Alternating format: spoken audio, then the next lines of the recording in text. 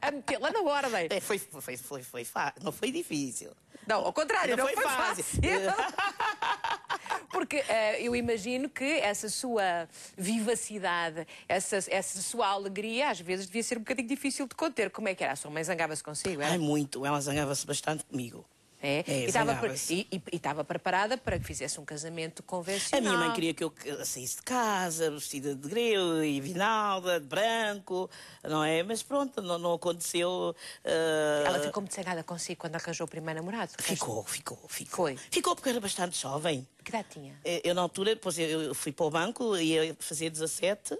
E foi aí que eu comecei logo... Pois apareceu logo lá assim um todo jeitoso, não foi? Jeitosão, todo bonzão. Aliás, os seus maridos são sempre fantásticos, não é? Fantásticos. Foram homens fantásticos. Aqui está. E bonitões. Era por aí que eu queria ir. Eu andava sempre em grande estilo.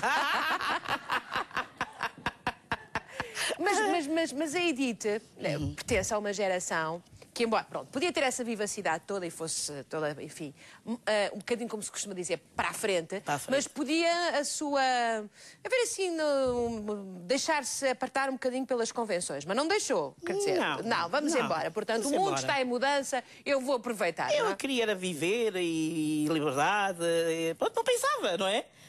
Ou seja, não traçou nenhum destino. Não tracei nenhum destino, as coisas foram acontecendo. E pelos vistos... Foram acontecendo. E bem, não é? E bem. A verdade, a única coisa, não sei se vocês tencionavam ficar a viver em Luanda ou não, mas, enfim, acabaram por vir parar a Portugal, não foi? Acabei por vir parar a Portugal, porque, no entanto, eu em Luanda... O seu marido foi colocado cá com muitos dos bancários da época, não é? Foi colocado cá com muitos bancários da época, porque eu fui empregada do antigo Banco Piti Souto Maior. Entrei em Luanda, não é? Claro. Tinha para aí os meus 17 anos. E depois vim para Portugal. Vim para Portugal com ele na altura. Então foram morar para... Vila do Conde. Deve ter sido uma animação quando chegou a Edith. Quer dizer, eu na altura ainda vinha assim meia... Era muito jovem, era um bocado tímidazinha, não é? Não a imagino tímida. Na altura, talvez. Não vai consigo. Não, quer dizer, também não tinha vida que tinha hoje, não era jovem, não tinha assim experiência. Não... Claro, mas portanto foi para bancária logo lá também. Portanto... Aqui, claro, depois aqui ingressei também no Banco Piti Souto Maior. E lá fez a sua vida. Fiz a minha vida. Mas não, portanto, uma filha já, não era? Já tinha um filho, o meu filho mais velho, que é o Paulo Alexandre, já trazia de Angola. Já estava feita em Angola. Já estava feita em Angola, não é? Veio para cá com 3 mesinhos e depois fomos para a Vila do Conde e as coisas aparentemente corriam bem, não é? Nós trabalhávamos os dois no banco, que na altura não era bancário também, não é? E fomos vivendo, mas depois mas depois tive a segunda filha ainda. Eu tenho 2 filhos do meu primeiro casamento.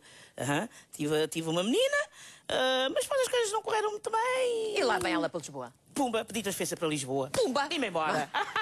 E chegada aqui, então é que se divertiu muito, não foi? Muito. Conte-me lá, isso era em que ano? Era que ano? Isto é 83. Em 83, Lisboa. Como é que era? Era um mar de rosas, era uma maravilha, era o meu mundo. Apaixonou-se por Lisboa? Apaixonei-me completamente por Lisboa, completamente. Andava aí muito... Como é que fazia? Porque saía muito à noite, não era? Saía muitas noites, fazia muitas diretas para o banco. Eu estava a pensar como é que conciliava isto tudo. Banco, filhos... Os filhos eram consigo? Sim, na altura trouxe a menina. Porque o mais velho tinha ficado com o pai. Portanto, como é que se concilia esta apetência pela vida, por não estar quieto e ao mesmo tempo... Na altura eu tinha os meus 22 anos, portanto tinha a potência máxima, ainda hoje, com 51, pronto. E então conciliava bem, não havia problemas, não é? Não havia nenhuma, portanto nunca houve problema nenhum nessa matéria. Não, nunca houve. Bom, eu gosto muito daquela sua descrição em que fala que o seu chefe, o seu diretor, lhe propõe então que mude para Turquel. Pronto. Isso deve ter sido muito estranho para si, porque era passar da capital para uma vila? Uma vila, não? Uma vilazinha, sim, uma vilazinha, não é? Quer dizer, é assim, não foi fácil, não é? Porque eles primeiro deram oportunidade de eu ir lá ver, não é? Não mudei-me assim logo. Não. Eles deram oportunidade, eu perguntei assim, olha, põe-me aí no mapa onde é que é Turquel. Pronto, e a minha colega da secção pessoal pôs-me aqui no mapa e disse, olha, aquilo até é perto de Lisboa. Ok, eu vou lá ver. levava então a minha filha, não é? E que bem o meu filho mais velho, filha. e o meu filho mais velho. E então? Cheguei a Turquel, eu pensei que comigo, não, nem pensar. Como é que era Turquel? Pequeníssimo, não era? Pronto, era tipo mesmo uma aldeia. As pessoas de Turquel que me desculpam, mas na altura, há 13 anos atrás, Turquel não tinha o desenvolvimento que tem hoje, não é? Pronto, e sinceramente eu não aceitei. Ficou assim um bocadinho. Fiquei um bocado assustada, não havia bares, não havia nada, não havia cinema, na altura não havia nada. E eu pensei, cá comigo, isto para mim, talvez não. Então vou a Lisboa, não é? Não ouvi dizer então que aceitou, aceitei foi para lá e até depois tentou o máximo para se adaptar e adaptou-se. Mas sentia, por exemplo, sentia falta da agitação do IC19. Sentia. É verdade, é porque eu morava no Cacém, não é? Tem lá um apartamento que comprei também. E então foi lá onde eu aprendi a conduzir, porque eu tirei a carta em 96, então eu aprendi a conduzir no IC19. Então, de maneiras que eu saía do banco em Turquel às 4h30 e eu tinha necessidade de ir para o IC19, aquele para-arranca, não é?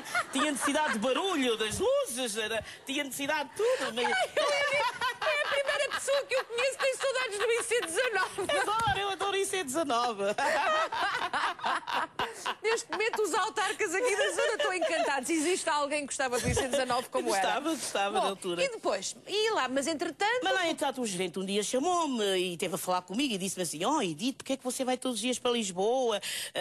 Porque isto aqui também é bonito. Edith, porque é que não começa a conviver com uma colega que lá estava no banco, na altura, que é a Glória, que é uma das minhas grandes amigas, não é? Você conviva com ela e continua, e fica cá, e vai ver que isto também é lindo. Então eu e a minha colega Glória, ela me foi mostrar nos arredores, que aquilo, e é lindo. É lindo. Temos a Nazaré, a Foz do Arelho, Rio Maior, então comecei a conviver mais e a pensar, afinal isto é bom.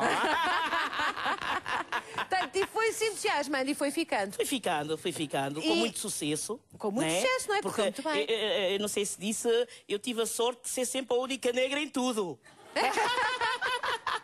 Sim, pronto, aquilo não havia na altura negros e não há, na altura quase. Não havia. Claro. Então eu tornava uma estrela. Não é? Eu tinha clientes que iam ao banco para me ver e ficavam ali entusiasmadíssimos a olharem para mim, hipnotizados, e eu dizia assim: oh meu Deus, mas o que é que eu tenho? Talvez. E depois os clientes gostavam de mim porque eu andava sempre bem disposta. Então, estava essa gargalhada. Então alguém que ia fazer, se calhar, uma transação bancária muito triste. Mas depois tinha E depois eu gostava muito de cores, Júlia. Eu gostava muito de madeixas. Na maneira como está vestida, eu não suspeitava. Mesmo no cabelo. Eu cheguei a pôr madeixas azuis e laranjas. E até eles ficavam ali e deviam dizer: epá! Olha, e lá no banco não lhe pediam para ser mais discreta nem nada? Porque há assim uns bancos que têm a mania tive a sorte na altura de ter um bom gerente e uma boa subgerente, e eles já deviam de ir avisados de Lisboa. Quem lá da secção pessoal já vai uma preta, cuidado.